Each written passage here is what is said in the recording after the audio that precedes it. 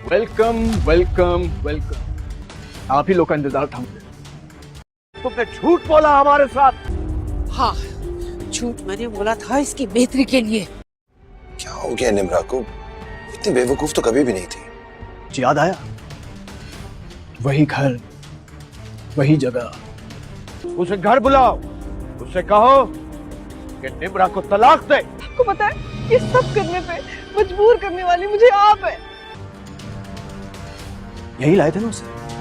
हरमैन बेगम और सिकंदर अब दोनों ही अपने अंजाम तक पहुंच चुके हैं।